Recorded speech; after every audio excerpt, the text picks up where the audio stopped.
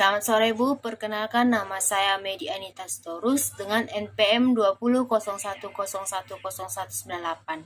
Nah, di sini saya akan menjelaskan pengertian dari dimensi pembelajaran bahasa Indonesia di SD. Yang pertama itu, kita harus tahu apa itu dimensi pembelajaran. Dimensi pembelajaran merupakan prinsip perencanaan pembelajaran sebagai interaksi antara pengajar dengan satu atau lebih individu untuk belajar. Direncanakan sebelumnya dalam rangka untuk menumbuh kembangkan pengetahuan, keterampilan, dan pengalaman belajar pada peserta didik. Dimensi belajar ini juga merupakan suatu kerangka kerja instruksional yang bersifat komprehensif untuk membantu pendidik dalam merencanakan pengalaman belajar yang disajikan pada peserta didiknya. Dimensi belajar dibagi dalam 5, yaitu yang pertama, mengembangkan sikap dan persepsi positif. Mudah untuk dipahami bahwa sikap dan persepsi belajar sangat mempengaruhi proses belajar. Sikap dapat mempengaruhi belajar secara positif, sehingga belajar menjadi mudah. Sebaliknya, sikap juga dapat membuat belajar menjadi sangat sulit. Guru yang efektif memberikan penguatan terhadap kedua kategori itu dengan teknik yang jelas dan sesuai.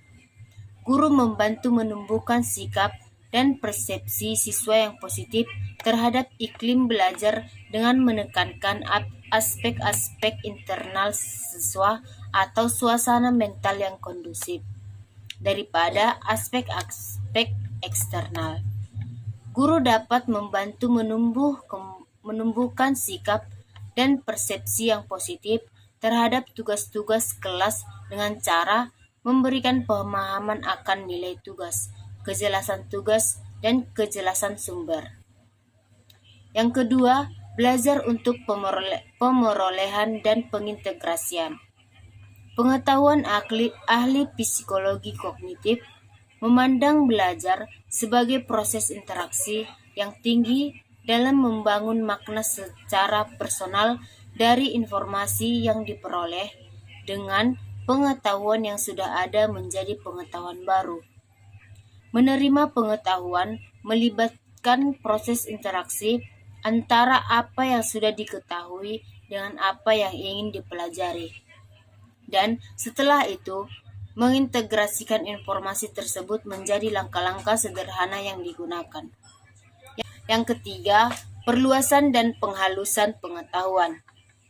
Pada dimensi ini, aspek-aspek belajar melibatkan pengujian apa yang diketahui agar mencapai tingkat yang lebih dalam dan analitis.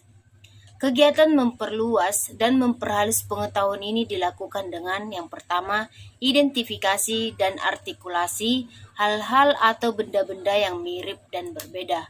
Yang kedua, pengelompokan jenis-jenis benda ke dalam kategori berdasarkan atribut dasarnya. Yang keempat, belajar menggunakan pengetahuan secara bermakna. Pada umumnya, kita belajar dengan baik jika pengetahuan yang kita pelajari itu diperlukan untuk mencapai suatu tujuan. Keberadaan tujuan umum akan dicapai dengan cara-cara umum di mana kita menggunakan pengetahuan itu secara bermakna. Yang kelima, mengembangkan kebiasaan berpikir produktif.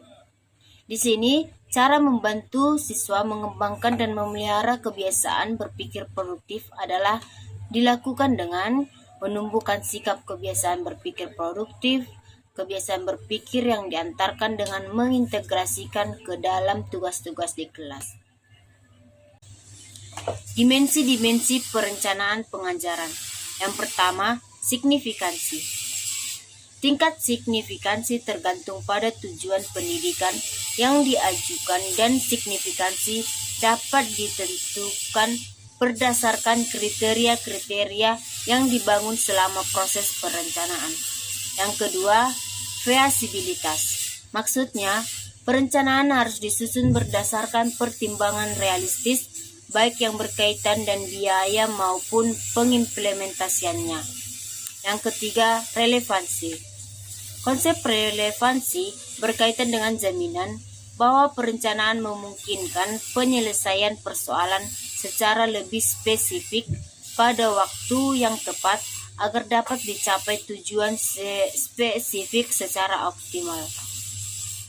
Yang keempat, kepastian. Konsep kepastian minimum diharapkan dapat mengurangi kejadian-kejadian yang tidak terduga. Yang kelima, ketelitian.